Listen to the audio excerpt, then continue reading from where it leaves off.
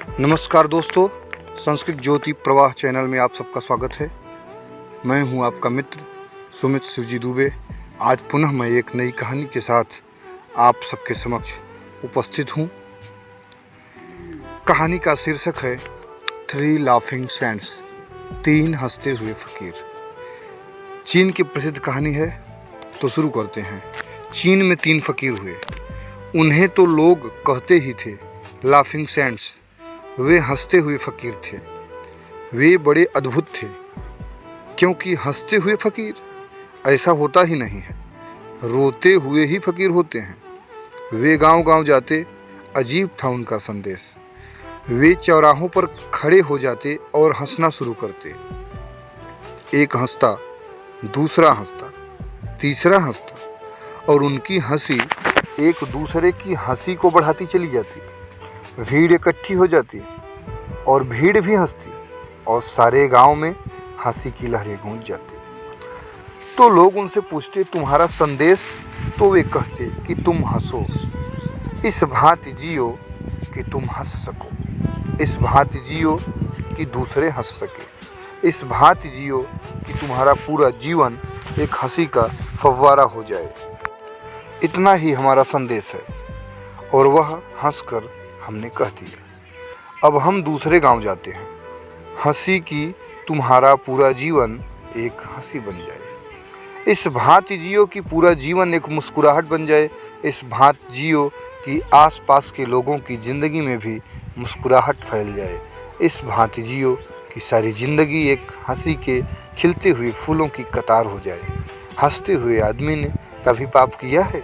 बहुत मुश्किल है कि हंसते हुए आदमी ने किसी की हत्या की हो, कि हंसते हुए आदमी ने किसी को भद्दी गाली दी हो, कि हंसते हुए आदमी ने कोई अनाचार, कोई व्यभिचार किया हो।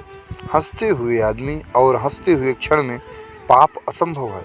सारे पाप के पीछे उदासी, दुख, अंधेरा, बोझ, भारीपन, क्रोध, घृणा, यह सब चाहिए। अगर एक बार हम हंसती हुई मनुष्यता को पैदा कर सके तो दुनिया के 90% पाप तत्क्षण गिर जाएंगे। जिन लोगों ने पृथ्वी को उदास किया है, उन लोगों ने पृथ्वी को पापों से भर दिया है। वे तीनों फकीर गांव-गांव घूमते रहे। उनके पहुंचते ही सारे गांव की हवा बदल जाती। वे जहां बैठ जाते वहां की हवा बदल जाती। फिर वे तीनों बूढ़े हो गए। फिर उनमें से एक फकीर मर गया। जिस गांव में उसकी मृत्यु हुई, गांव के लोगों ने सोचा कि आज तो वे जरूर दुखी हो गए होंगे, आज तो वे जरूर परेशान हो गए होंगे। सुबह से ही लोग उनके झोपड़े पर इकट्ठे हो गए, लेकिन वे देखकर हैरान हुए कि वह फकीर जो मर गया था, उसके मरे हुए होठ भी मुस्कुरा रहे थे और वे दोनों उसके पास बैठकर इतना हंस रहे थे। तो लोगों ने पूछा, यह तुम क्या कर रहे हो? वह मर गया और तुम हंस रहे हो? वे कहने लगे, उसकी मृत्यु ने तो सारी जिंदगी को हंसी बना दिया। Just a joke. आदमी मर जाता है, जिंदगी एक जोक हो गई है, एक मजाक हो गई है। हम समझते थे कि जीना है सदा, आज पता चला कि बात गड़बड़ है।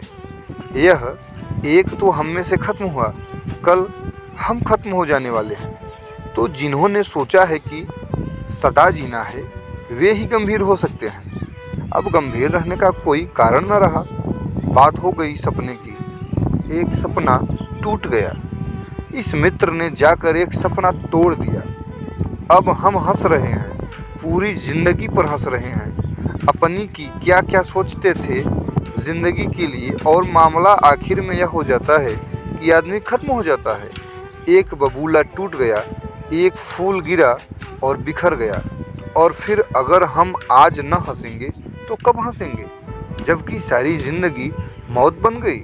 और अगर हम न हंसेंगे तो वह जो मर गया साथी, वह क्या सोचेगा कि अरे अब ज़रूरत आई हंसने की, तब धोखा दे गए। ज़िंदगी में हंसना तो आसान है, जो मौत में भी हंस सके।